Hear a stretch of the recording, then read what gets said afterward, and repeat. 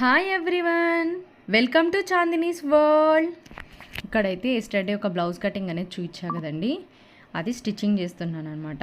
Boutique స్టైల్లో invisible thread పైపింగ్తో blouse stitching ఎలా చేయాలా అనేది చూపించాలనుకున్నానండి. సో ఇలా అయితే ఫస్ట్ అనేది థ్రెడ్ పైపింగ్ కోసము ఇలా ఒక థ్రెడ్ని తీసేసుకొనేసేసి 12 నెంబర్ లేకపోతే అంతకన్నా చిన్నదండి వస్తుంది కూడా, మనకు మార్కెట్లో అయితే దొరుకుతుంది. సో ఆ థ్రెడ్ తీసేసుకొని ఏ కలర్ అయితే మనం థ్రెడ్ పైపింగ్ చేసుకోవాలనుకుంటున్నామో ఆ థ్రెడ్ను మొత్తం ఇలా రెడీ చేసేసుకొని పెట్టుకుంటామండి. నేను ఇది కూడా షార్ట్ వీడియో తీసాను, అప్లోడ్ చేస్తానండి. మీకు ఎక్స్ప్లెయిన్ అయితే చేస్తాను ఈ థ్రెడ్ పైపింగ్ ఎలా రెడీ చేసుకోవాలనేది, నేను ఎలా రెడీ చేసుకుంటాననేది. మొదట వచ్చేసి ఈ neck, front part, back part, hands ఇవన్నీ థ్రెడ్ పైపింగ్ అనేది లైనింగ్ అనేది నేను యాడ్ చేసుకుంటానండి. ఫస్ట్ ఆఫ్ ఆల్ ఇలా మొత్తం లైనింగ్ అంతా యాడ్ చేసేసుకున్నాను అనమాట. లైనింగ్కి ఇంకా బ్యాక్ నెక్ అండి, బ్యాక్ నెక్ తీసేసుకున్నాను. దీనికి కూడా యాజ్ ఇట్ ఈస్ అవి ఎలా అయితే మనం యాడ్ చేసుకున్నామో అలా బ్యాక్ సైడ్ ఒక చెయ్యి పట్టుకొని ఇలా కొద్దిగా లాగినట్టు, కొద్దిగా అండి మరి ఎక్కువ లాగకూడదు, రింకిల్స్ వచ్చేస్తుంది అనమాట. స్టిఫ్నెస్ కోసము మనం ఇలా పట్టుకుంటాం అనమాట. ఫ్రంట్ కుట్టేటప్పుడు మనము ఎక్కువ లాగకూడదండి, ఇది క్రాస్ కటింగ్ బ్లౌజ్ కదా, ఫ్రంట్ సైడ్ మొత్తం రింకిల్స్ వచ్చేస్తుంది. ఇక్కడ నేను పిన్స్ ఎందుకు యాడ్ చేస్తున్నానంటే మెయిన్ క్లాత్కి అనేది నేను యాడ్ చేస్తున్నానండి. ఈ మెయిన్ క్లాత్కి ఒక లైన్ అనేది వచ్చేసింది చూసారా అక్కడ, ఆ లైన్ని మనం లైనింగ్లో ఒక లైన్ అంటే మిడిల్ అనమాట, ఆ రెండింటిని బేస్ చేసుకుని నేనైతే ఇదంతా అప్ అండ్ డౌన్స్ అవ్వకూడదు కదండి. ఇక్కడ బార్డర్ వచ్చింది బ్యాక్ సైడ్, సో అదే అప్ అండ్ డౌన్ అవ్వకూడదు అని చెప్పేసి నేనైతే పిన్స్ అనేది ఇట్లా సెట్ చేసేసాను అనమాట. ఇలా మొత్తం అనేది దానికి లైనింగ్ని ప్లస్ మెయిన్ క్లాత్ని యాడ్ చేసేసేయాలి మనం. ఎందుకంటే ఇంకొకటి నెక్స్ట్ ఏమంటే అండి, ఇక్కడ డబల్ స్టిచ్ చేస్తామండి. గ్యారంటీగా మీరు కూడా డబల్ స్టిచ్ వేయండి, ఎందుకంటే అది స్టిచెస్ ఊడిపోయాయి అనుకోండి చాలా ఎబ్బెట్టుగా ఉంటుంది అనమాట, బ్లౌజ్ అయితే మంచిగా ఉండదు. ఈ రౌండ్ తిరగడానికి వచ్చేసి నేను కచ్చా అయితే ఇచ్చేసాను అనమాట. ఇలా మొత్తం తిప్పేసుకొని వేసేసి ఇలా కొద్దిగా షార్ప్ చేస్తున్నాను అనమాట. ఇక్కడ చూడండి, ఇక్కడ థ్రెడ్ పైపింగ్ అయితే చాలా మంచిగా అయితే వచ్చేసింది మనకి. ఇలా అయితే రెడీ అయిపోయింది. నెక్స్ట్ ఇంకా ఫ్రంట్ పార్ట్ అండి, ఫ్రంట్ పార్ట్ కూడా యాజ్ ఇట్ ఈజ్ ఇలా తీసుకోవాలన్నమాట.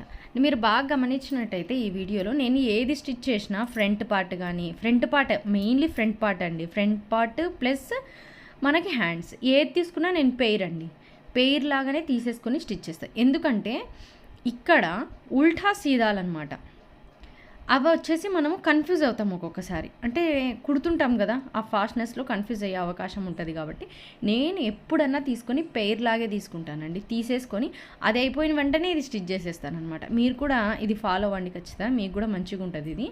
చూడండి, ఇక్కడైతే నేను డబల్ స్టిచ్ అనేది వేస్తున్నాను అనమాట, ఎందుకంటే స్టిచ్చెస్ అనేది మెయిన్ పోకూడదండి. ఫస్ట్ అదే బెస్ట్ ఇంప్రెషన్ రావాలన్నమాట కస్టమర్కి ఎప్పుడైనా సరే. ఫినిషింగ్ అండి, మెయిన్ ఫినిషింగ్. చాలామంది ఫినిషింగ్ దగ్గర కూడా కస్టమర్స్ ఇంప్రెస్ అయ్యే వాళ్ళు చాలామంది ఉంటారండి. మన బొటిక్ స్పెషలే అదనమాట. ఫినిషింగ్ మాత్రం ఎక్కడే కానీ తగ్గమండి. మీరు కూడా తప్పకుండా ఇలానే ఫాలో అవ్వండి, మీరు కూడా చాలా బాగా సక్సెస్ అవుతారనమాట. చాలా ఓల్డ్ కస్టమర్స్ అండి మనకి, చాలా అస్సలు వేరే చోటుకి వెళ్ళినా కూడా సెట్ కావు అనే మైండ్ సెట్లో ఉన్నారండి. అలా ఉన్న వాళ్ళు చాలామంది ఉన్నారు. మీరు కూడా ఇలా టిప్స్ అనేది ఫాలో అవ్వండి.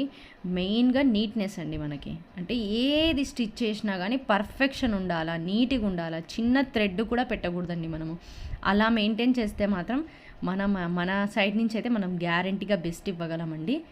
నేనైతే ఇదే మెయిన్గా ఇది పెట్టుకొని ధ్యేయంగా పెట్టుకొని అయితే నేను వర్క్ చేస్తానండి. నాకు ఏ వర్క్ చేసినా కూడా నీట్గా ఉండాలా. అన్ని డబల్ స్టిచ్చెస్ అయితే గ్యారంటీ వేస్తానండి. ఎక్కడే కానీ స్టిచ్చెస్ ఊడడము పోవడము ఆ కంప్లైంట్స్ అయితే మనకి రాకూడదనమాట. అందుకు నేను మెయిన్గా డబుల్ స్టిచ్ని ప్రిఫర్ చేస్తాను అనమాట. ఇక్కడ హ్యాండ్స్ తీసుకున్నామండి. హ్యాండ్స్కి వచ్చేసి చంక భాగంలో కొన్ని జాయింట్స్ పడతాయని చెప్పాను కదండి. చూడండి, జాయింట్స్ అయితే పడ్డాయన్నమాట, అందుకు జాయింట్స్ని అయితే నేను యాడ్ చేసేసుకున్నాను. ఇక్కడ కూడా చూడండి, నేను క్రాస్ బెల్ట్ తీసుకున్నాను. క్రాస్ బెల్ట్ని కూడా చూడండి పెయిర్గా నేను సెట్ చేశాను అనమాట. ఎందుకంటే ఒకటి అటు ఒకటి ఇటు రాకోకుండా నీట్గా ఏ దానికి రావాలని చెప్పేసి రెండు నేను పెయిర్గానే స్టిచ్ చేస్తానండి ఎప్పుడైనా సరే. మీరు కూడా ఇలానే చేయండి, మంచిగా ఉంటుంది.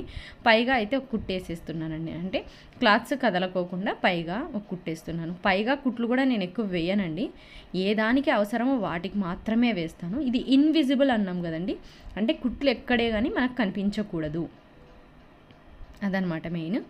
సో ఇది వచ్చేసి వీపు పట్టి అండి. ఇది వచ్చేసి విప్పటికి లైనింగ్ క్లాత్ వచ్చేసి రెడీ చేసుకున్నాము. సో హ్యాండ్స్ మనకు జాయింట్స్ ఉన్నాయి కాబట్టి నేను అక్కడ స్టిచ్ చేయలేదన్నమాట. ఇక్కడ మీరు బాగా గమనించినట్టే 3-in-1 ఫూట్ అండి ఇది నా దగ్గర ఉండేది. నేను అదే రెగ్యులర్గా యూస్ చేస్తానన్నమాట 3-in-1 ఫూట్ని. ఈ ఫూట్ వచ్చేసి లెఫ్ట్ అండ్ రైట్ అండి.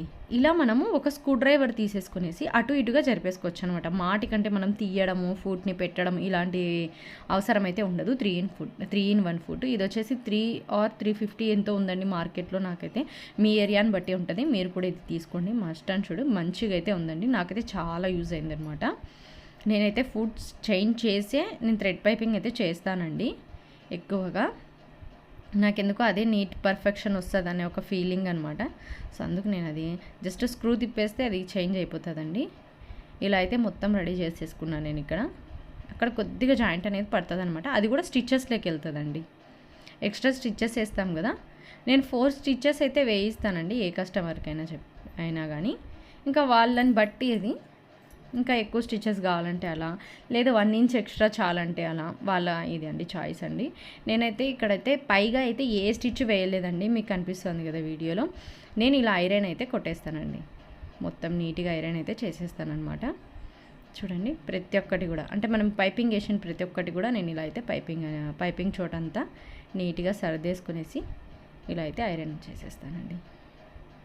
ఇలా చేస్తే మనకి కుట్టేటప్పుడు కూడా, జాయింట్స్ చేసేటప్పుడు కూడా ఏ ప్రాబ్లం ఉండదండి, అతుక్కని వెళ్ళిపోతుంది అనమాట మొత్తము. చూడండి ఎంత నీట్గా అయిపోతుందో.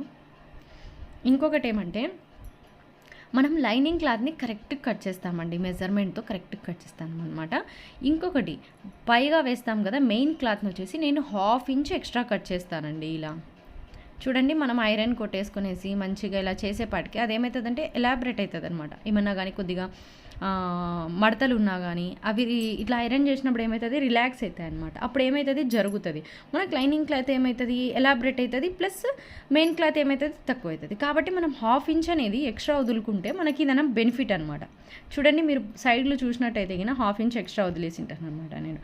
ఇంకా లావు బ్లౌజెస్ ఉంటాయి కదా, ఇంకా చాలా కొద్దిగా అలాంటి బ్లౌజెస్కి అయితే కొద్దిగా చూసి చేస్తానండి. మ్యాక్సిమం అయితే 1/2 ఇంచ్ అయితే గ్యారంటీగా నేనైతే వదిలేస్తాను అనమాట. ఇలా అయితే ఐరన్ అయితే చేసేసుకున్నాము. ఫైనల్గా దీన్ని అన్నిటిని యాడ్ చేసేస్తున్నానండి. చూడండి, మనకి ఇంకా ఎక్కడే కానీ లైనింగ్ క్లాత్ మెయిన్ క్లాత్ అనేది కదలదనమాట. మనం ఫాస్ట్గా అయితే స్టిచెస్ అయితే వేసుకోవచ్చు. మనకు పర్ఫెక్షన్ కూడా చాలా నీట్గా ఉంటుందండి. చూడండి, మనకి ఎక్కడన్నా సరే ఆ థ్రెడ్ పైపింగ్ చేసిండేది కనిపిస్తుందండి, ఎంత నీట్గా ఉంది కదా. సో మీరు కూడా ఈ టిప్స్ని ఫాలో అవుతూ ఈ స్టైల్లో కింద మీరు బ్లౌజ్ స్టిచ్ చేస్తే గ్యారంటీగా బొటిక్ స్టైలే వచ్చేస్తుందండి. ఇంకా కస్టమర్స్ అయితే పక్కకి వెళ్ళారనమాట, మిమ్మల్ని వదిలైతే వెళ్ళారండి. ఇదైతే నా గ్యారంటీ అనమాట. మీకు ఈ రేంజ్లో మీరు స్టిచ్చింగ్ చేస్తే మాత్రం చాలా బాగా సక్సెస్ అవుతారండి. చూడండి, ఇంకా 1/2 ఇంచ్ ఎక్స్ట్రా వదిలేసి ఉంటాను కదండి, అదంతా నేనైతే రిమూవ్ చేసేస్తున్నాను అనమాట. ఇంకా బ్యాక్ పార్ట్ అండి, బ్యాక్ పార్ట్ కూడా సేమ్ యాజ్ ఇట్ ఈజ్ ఇలానే స్టిచ్ చేసేసుకుంటున్నాను. ఇక్కడికక్కడ నీట్గా కూర్చుంది చూడండి బ్లౌజ్ అంతా.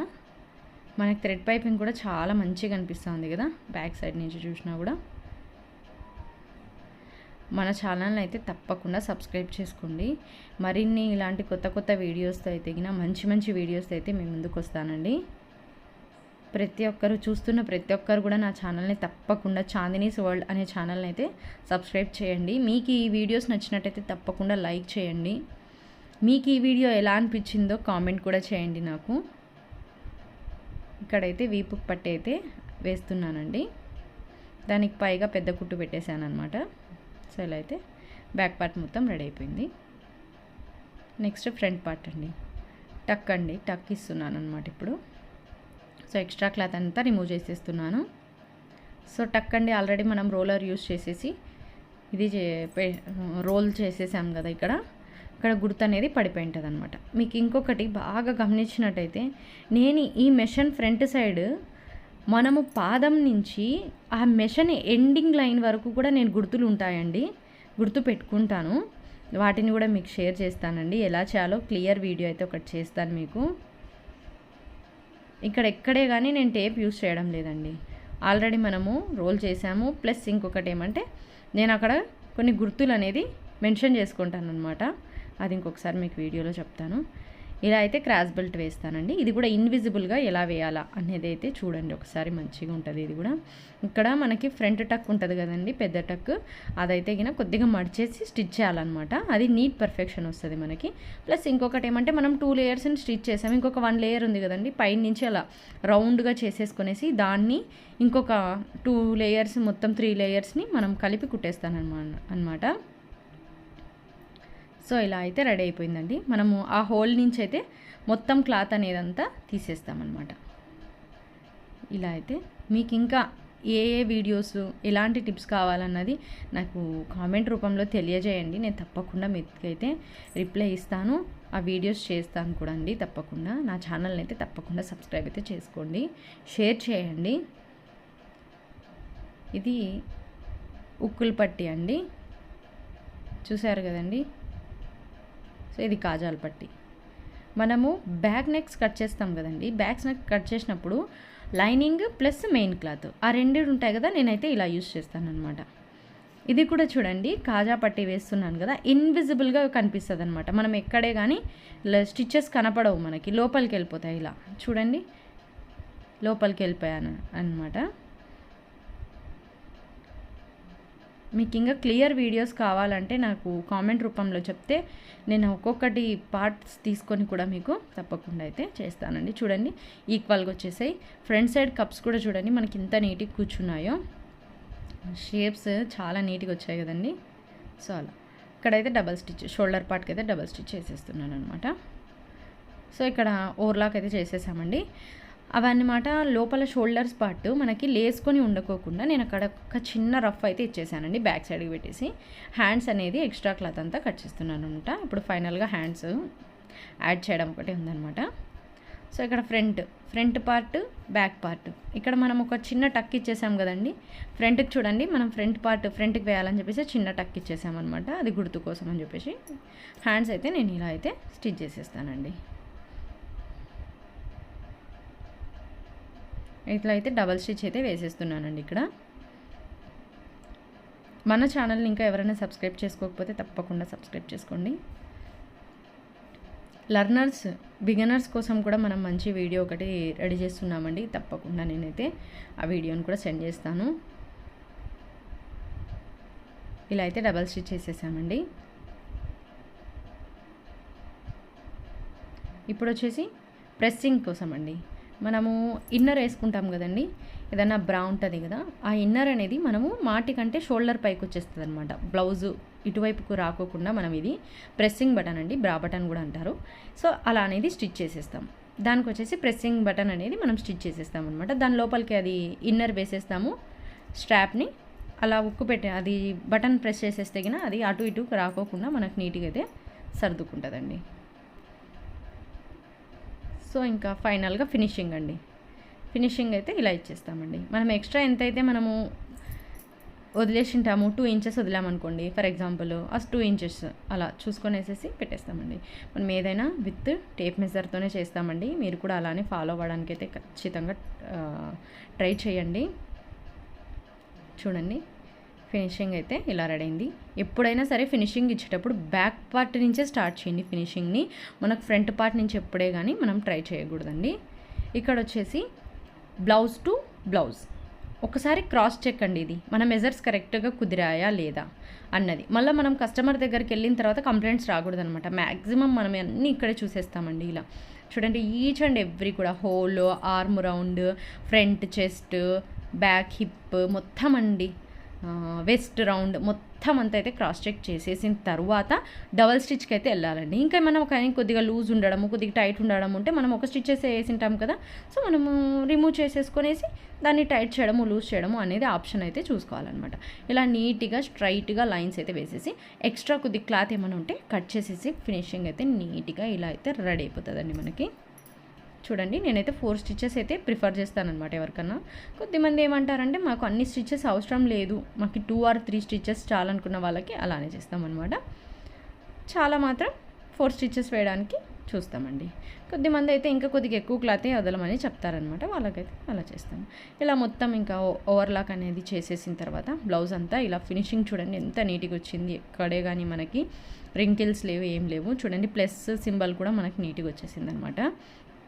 సో ఇన్విజిబుల్ థ్రెడ్ పైపింగ్ అయితే ఇలా రెడీ అయిపోయిందండి బొటిక్ స్టైల్లో.